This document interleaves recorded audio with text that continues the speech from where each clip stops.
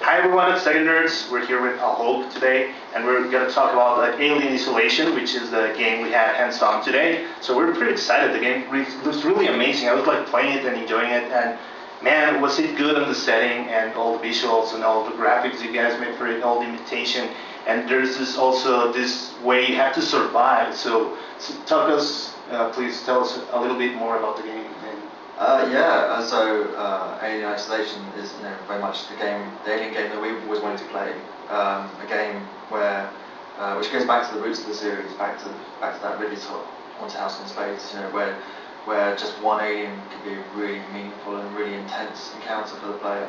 Taking the games within the franchise in a completely different direction. I think games previously had really been inspired by the James Cameron experience, Aliens and pulse rifles and marines and lots of aliens and kind of killing aliens, whereas we really wanted to do something completely different. Make a game about survival, about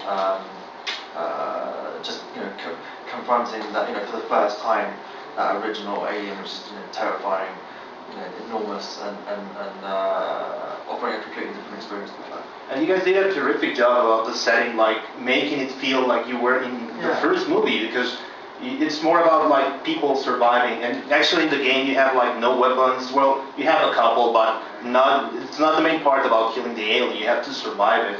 And we also saw a huge throw in fandom in that game, because there's like the aesthetics of the typography, like the lightning, like the setting of the spaceship. And there was this part, I'm not gonna spoil that much, but you go like into a big window which you have the look at the space, and it was like so beautiful. I got shocked. I had to stood like for 2 minutes just to wander around it. So it's a really enjoyable experience to watch that game. So tell us a little bit about the AI, which is really wonderful this time, because the alien is like chasing you. You have to run away and hit it. So just to talk about what you was just saying now, we really wanted to create a really immersive experience, one that really sucked the player in. So you're right, it's that we really loved that whole kind of lo-fi sci-fi aesthetic, that sort of 70s used future. It's just absolutely tremendous, and it looks unique, I think. The guys at the studio have done an amazing job on the lighting, on the effects, on the world itself, the kind of generation of that environment. The audio, which is a massive part of the experience. It's a kind of shortcut to your brain. Part of that is I suppose at the core of that is our alien. And we realised early on that we couldn't make the alien be this thing which was scripted, or it was on predefined paths, because if you knew what was going to happen, then you wouldn't be scared, and the sort of tension would evaporate. And so our alien just uses its senses to drive its behaviour, so it's looking for you, it's listening for you, and so that means that your actions, the things you do, can really influence how the encounter plays out. And that also means that every single time you encounter the alien, or any of the other entities, you have a different experience. And I think that's kind of the magic for me, is that you have many people playing the game, and everyone has a slightly different story to tell. Everyone has a different journey as to how they survive.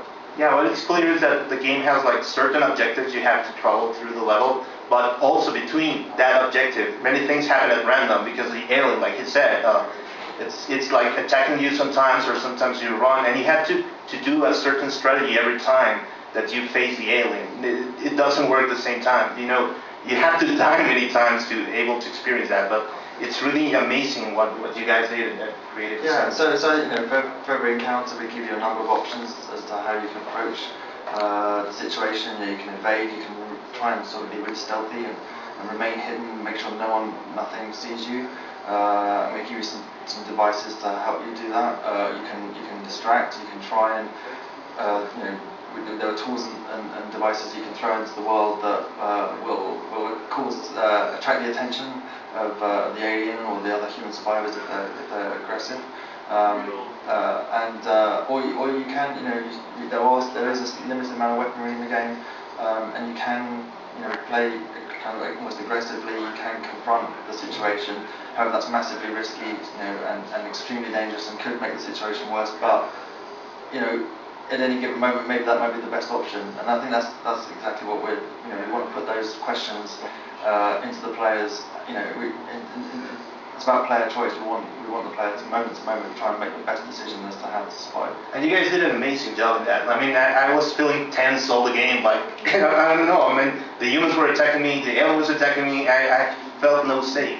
And the game really comes to that really, really well. And I was expecting more like a kind of shooting or crouching or strategy game. But man, this kind of survival in space, like you guys really flipped it out. I mean, it really blew my mind. I was really hyped for the game, cool. And I was like way better than I was imagining. So I mean, I think that it's great. One of the things we did right from the start was to put the game into people's hands. We really wanted people to experience this themselves directly.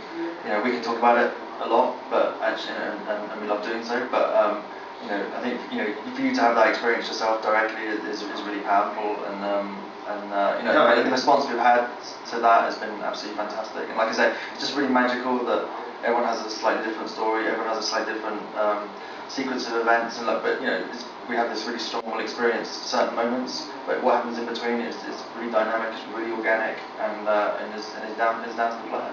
Yeah. So prepare for a really nice challenge. Any thoughts you want to throw into? For us, the chance to work with the original cast on the pre-order bonus content was once in a lifetime opportunity. The fact that 35 years on, we've reunited the cast of that first film to return to the Nostromo, to confront the alien again, and giving the player the chance to take on one of those roles, one of those characters, and try and survive against the alien back in that very iconic space is fantastic. And then just to work with these actors who created this world that we're so inspired by was phenomenal. For Sigourney Weaver to reprise her role as Ellen Ripley for the first time in video games was incredible, and I think that's brought a lot to that pre-order content, and I think people are going to really enjoy it. Did you guys have a tough time researching for all these aesthetics to deliver that into the game? Well, I mean, we were huge fans of the first film anyway. But 20th Century Fox were enormously supportive. There was huge archive material, incredible access to their production archive. The first phase of development was a kind of phase of deconstruction, of tearing everything apart. So, we knew we needed to create hours and hours and hours of content. The film's only something like 116 minutes long, and we needed to generate huge amounts of content. And so we need to understand what made these worlds feel like Alien when we created and expanded upon that world. And so, the guys, like I said, super talented team, put this together, very passionate about it, and I think they've done an incredible job. So congratulations. I really can't wait for October to get this game, because you already sold that for what I played. So thank you guys. So here's Saul Holt and Manuel Garcia reporting for Second Nerds from Mexico.